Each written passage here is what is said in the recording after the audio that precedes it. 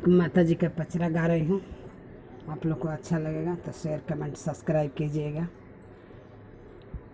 शेरवा बसेला जंगल में गजब निक लागे ए मैया।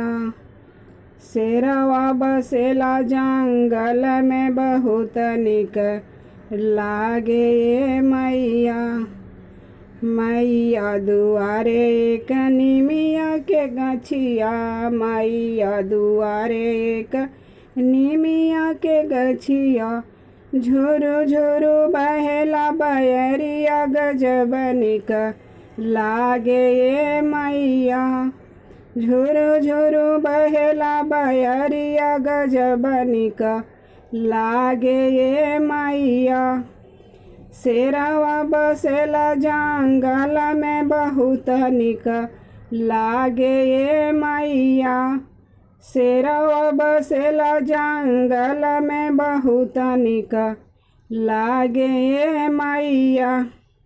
मैया दुआरे एक अड़हुल के पेड़वा, मैया दुआरे एक अड़हुल के गाछिया।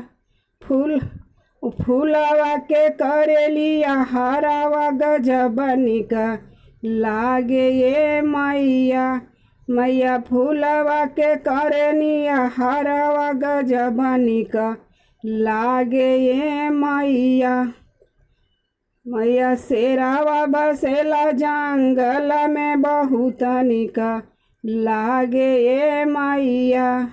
शेरवा बसेला जंगल में बहुत निक लागे ए मैया।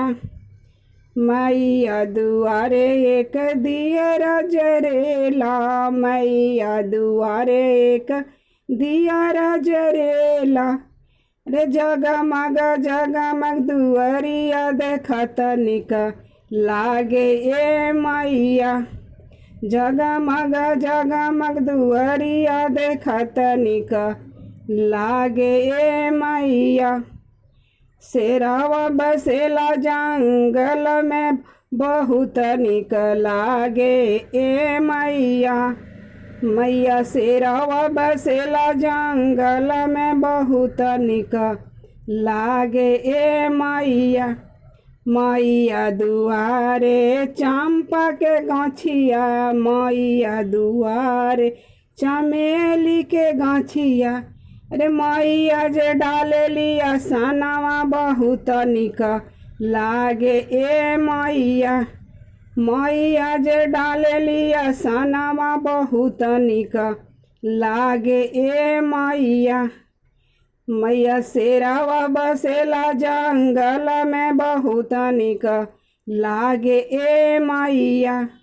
मैया शेरवा बसेला जंगल में बहुत निक लागे ए मैया।